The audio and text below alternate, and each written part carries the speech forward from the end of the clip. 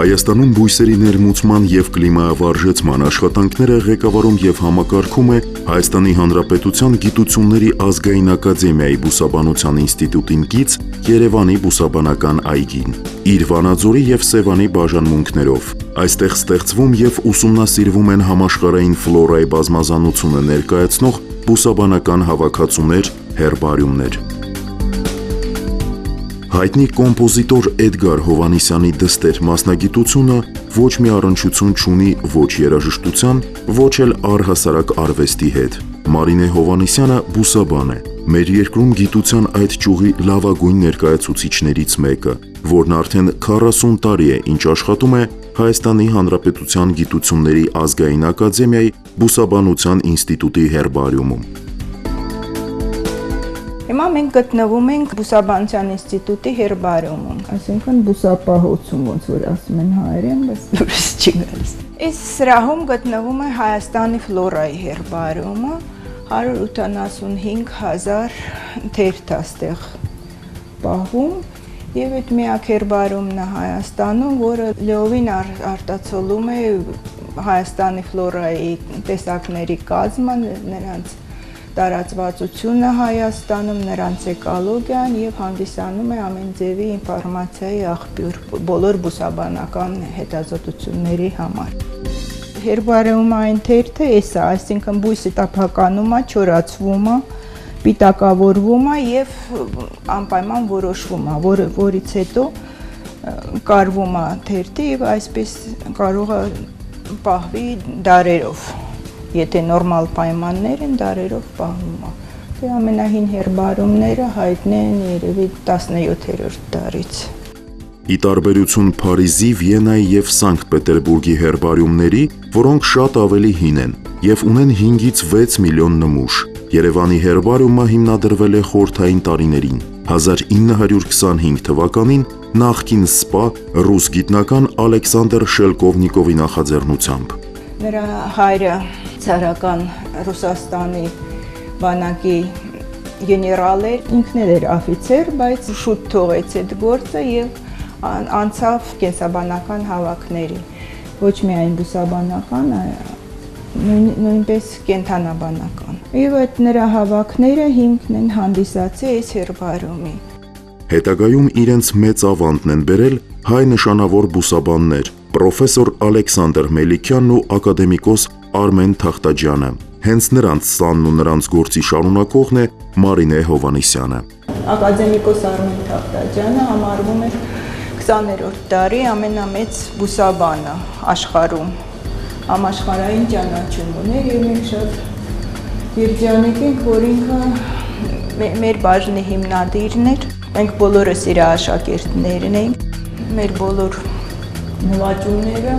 իրան ենք պարտավոր, որտեղ դպրոց է հիմնադրել։ Նպատակը հերբարիումի, այսինքն այդ հետազոտությունների հիմքն է։ Մարդիկ դարերով հավաքում են այս։ Եթե 30 թվին 30,000 նմուշ էր, հիմա մենք այս Հայաստանի ֆլորայում ունենք 185,000, վերևի հարգում մենք ունենք ընդհանուր հերբարիում աշխարհի բոլոր երկրներից, այնտեղ 85,000 նմուշ է։ Հավաքվել է կամ փոխանակման միջոցով, կամ մեր աշխատողները, եթե գնում են արտասահման արշավներ, հավաքում բերում են։ Բույսերը դասակարգվում են կարգերի, ընտանիքների, ցեղերի։ Այստեղ դասակարգվում է ըստ ընտանիքների մեջ ըստ ցեղերի եւ հետո արդեն ցեղերի մեջ ըստ տեսակների։ Կարգաբանության հիմնական միավորը տեսակն է։ Բացի զուտ բույսից շատ կարևոր է հերբարիումի պիտակը, որտեղ գրանցվում է երբ է հավաքված, ում կողմից, ինչ պայմաններում է աճում բույսը, վերջերս արդեն անպայման աշխարհագրական կոորդինատներն ենք տալիս,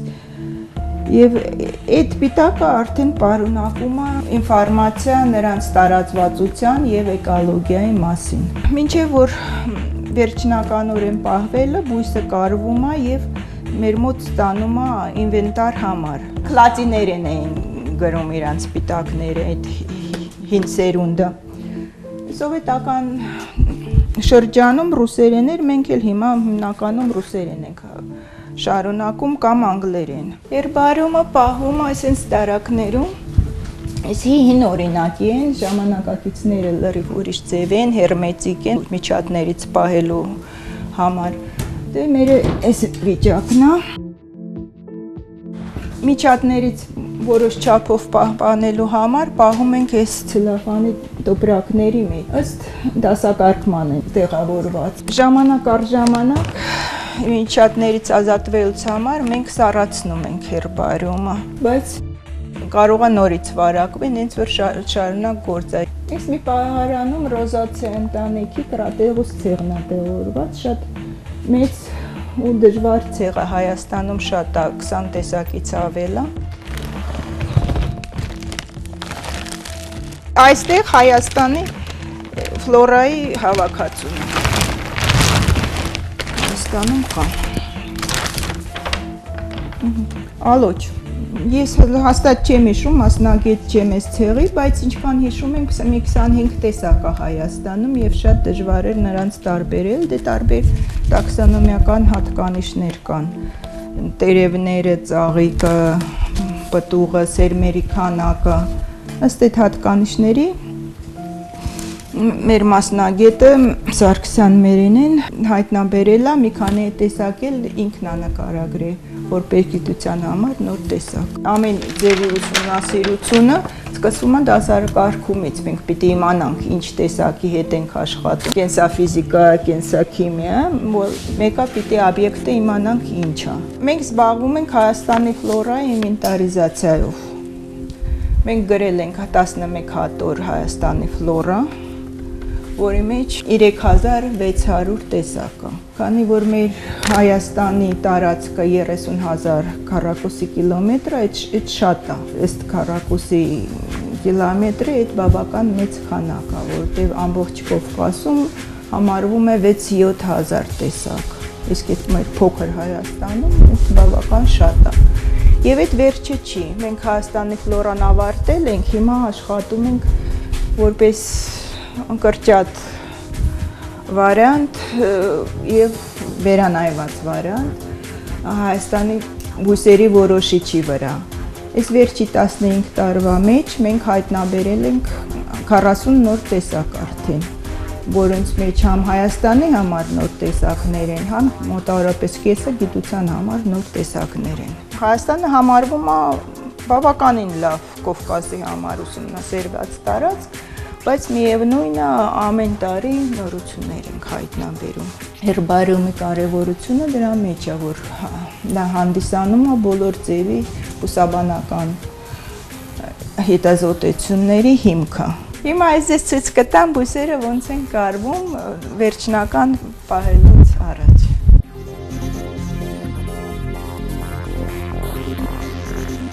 Մեր աշխատողը Օհանյան Շուշանը ձեզ կներկայացնի ոնց է բույսը կարվում եւ վերջնական տեսք ստանում հերբարիումային թերթը։ Բույսը պիտակավորելուց վերջնական պիտակ ստանալուց հետո եւ որոշվելուց հետո կարվում է ասենց բարակ կարտոնի վրա եւ արդեն այս վիճակում մնում է ընդմիշտ։ Կարող է սոսինձով կպցվի բան, բայց ամենալավ մեթոդը կարելն է։ Հերբարիումներ կան, որոնք փորոցներով են ամրացնում։ Տարբեր հերբարիումները տարբեր մեթոդներ ունեն, հերբարիումներ կան, որ ընդմիշտ sense լրիվ բույսը սոսինձով կպցնում են, բայց այդ լավ չի, որովհետև մեկ-մեկ պետք է լինում բույսը հանել, շուռ տալ, որոշելու համար, ինչ-որ բան ուսումնասիրելու համար, հենց որ կարելը միշտ կարելի է քանդել, նորից կարել։ Կարվում է, ստանում է ինվենտար համար, քարտարանն է մտցվում եւ որից հետո արդեն սառացվում է եւ նոր գնում է պահարան։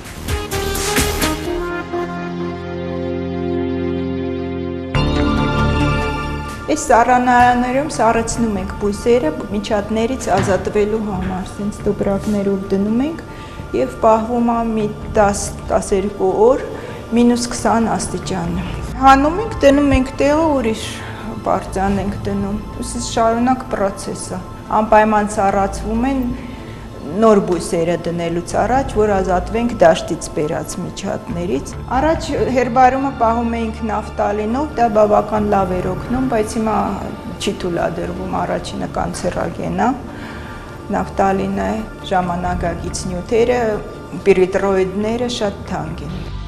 Հայաստանում գիտությամբ, որն այսօր շահութաբեր չէ, զբաղվում են միայն իրենց գործի նվիրալները։ Երևանի հերբարիումում չկան ժամանակակից անհրաժեշտ պայմանները, չկա պատշաճ ֆինանսավորում, չկա սրնդափոխություն եւ էլի շատ բաներ չկան։ Չի գործում նաեւ բույսերի առողջարար օգտակարությունն ուսումնասիրող հատուկ բաժինը։ Բայց այս բոլորի պակասը փոխհատուցվում է այն մեծ սիրով ու նվիրումով, որ ներդնում են իրենց գործի մեջ Մարինե Հովհաննիսյանն ու իր գործընկերները։ Նրանք քաջ գիտակցում են, որ առանց գիտության մեր երկիրը ապագա չունի, որ ներկայիս անուշադրությունն ու այլ դժվարությունները ժամանակավոր են։ Հետևաբար անհրաժեշտ է ամեն գնով պահպանելու հարստացնել գիտության սկզբնաղբյուր շտեմարանները, տվյալ դեպքում հերբարիումը։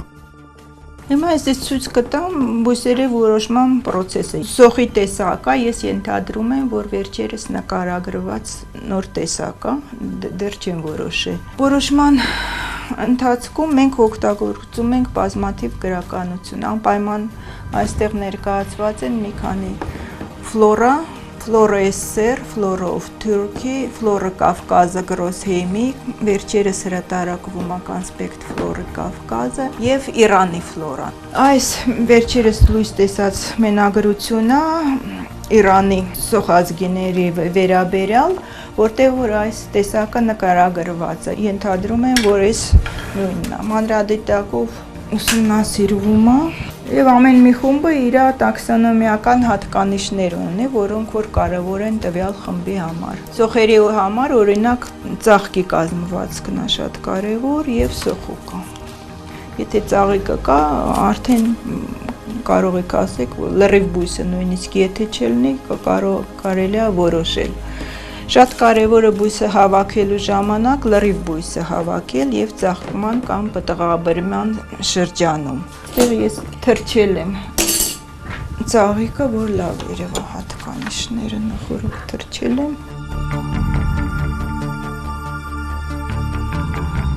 Ծաղկի կազմվածքն եմ ուսումնասիրում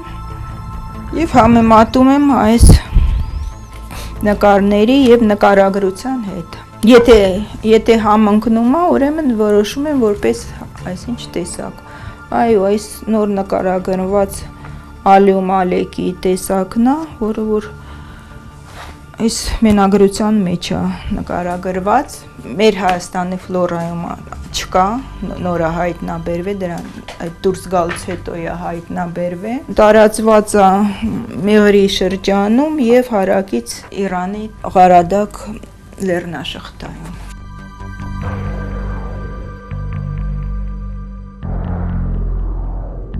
Հիմա բույս եմ հավաքել լրիվ արմատով, հիմա չորացնելու process-ը ձեզ ցույց կտամ։ Հողմաբույսը։ Այս հասարակ մոլախոտ է, բայց սա մաշկային հիվանդությունների դեղաբույսը։ Այսինքն լրիվ բույսը դրվում է թերթի մեջ, թերթի թուղթը շատ հարմար է դրա մեջ, որտեղ ջուրը լավ է կլանում։ Այսինքն տափակացնում ենք ու դնում ենք վերևից էլ մի քանի թերթ, որ ջուրը ներս քաշի։ Այսինքն տափակացնում ենք։ Բույսկա շուտ է չորանում, բույսկա երկար, բայց անընդհատ պետք է այդ թղթերը փոխել։ Նրանք ջուրը կլանում են, պետք է խոնավը հանել, չորը բանն։ Եվ գիտարշավներում այդ մեր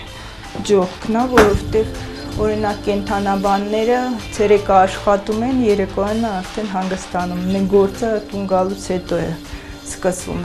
արդեն սկսում ենք սենց չորացնել եւ նախկին օրերի հավաքածները թղթերը փոխել։ Օրալինում մինչեւ գիշերվա 3-ը նստում ենք։ Թե չէ նույն օրը եթե չչորացնես, բան չանես, արդեն կարելի է դեն գցել։ Վերջին 50 տարիների ընթացքում Բուսաբանության ինստիտուտը հրատարակել է բազմահատոր հանրագիտարանային գրքեր, որոնք հսկայական տեղեկություն են պարունակում ոչ միայն Հայաստանի էնդեմիկ, միայն մեր երկրում աճող 120-ից 140 բուսատեսակների, այլև հազարավոր այլ բուսատեսակների մասին։ Այս Հայաստանի ֆլորայի 10-րդ հատորն է, 11 հատորը հրատարակությունը սկսվել է 54 թվականին Թախտաջյանի կողմից եւ ավարտվել է 2010 թվականին, 50 տարուց ավելի գրետ։ Տարբեր հեղինակներն են մասնակցում։ Այստեղ տրվում է, որ բույսերի կարգաբանությունը, որոշման նկարագրությունները, տարածվածությունը, էկոլոգիա, այս իմ կողմից նկարագրված տեսակը եւ էնդեմիկ տեսակը, առայժմ էնդեմիկ, սովորաբար նոր նկարագրված տեսակներից հետո հարևան երկրներում գտնվում են։ Դե որպես էնդեմիկ տեսակ բնականաբար ընդգրկված է Կարմիր գրքում։ Սովորաբար, եթե ինչ-որ նոր բան է լինում, դաշտում մենք նկատում ենք արդեն աչքներս սովոր է, նոր բանը միանգամից դուրս ենք բերում ու սկսում ենք ուսումնասիրել, բայց հին հավաքներից էլ շատ մեծ տեսակներ դուրս են գալիս։ Սովետական ժամանակներին շատ էին գնում մեծ խմբերով, մեծ արշավներով գնում էինք ամբողջ սեզոնի մեջ, հիմա շատ դժվար է, դեռ երկրանկերները գալիս են, իրանց հետ գնում ենք կամ ինչ-որ բնապահպանական ծրագիր է գնում ենք, ձեռի հետ էլ մեր գործն ենք անում։ Հայաստանի բույսերի եւ սնկերի կարմիր գիրքն է։ Այ խնդրեմ, Iris elegantissima, բոլորիս հայտնի է, որովհետեւ ամեն գարուն ծախվում է տոննաներով Երևանում, բայց այդ վտանգված բույս է, որովհետեւ էնդեմիկ տեսակ է։ Պիտի չհավաքվի, եթե բույսին հանգիստ թողնես բնության մեջ, իր այդ ոչ մի բան չի կատարվում։ Ջրաշուշան։ Մենակ Լորեի լճերում է հիմա տարածված։ Սարցիա դարի ռելիկտ է Հայաստանում։ Այդ հին ժամանակներից ամնացված մենակ այնտեղ է տարածված։ Այս ամենը Բուսաբանության ինստիտուտի բույսերի կարգաբերության եւ աշխարհագրության վարչության բաժնի վարիչ Մարինե Հովհաննիսյանն ու մյուս գիտաշխատողները անում են հույսով ու վստահությամբ, որ սուղ միջոցներով նոր գիտական զարթոնքի հիմքերն են դնում։ Պլաներ շատ մեծ ունենք, հիմա ամենամեծ մեր երազանքը Ղարաբաղի ֆլորան գրելը։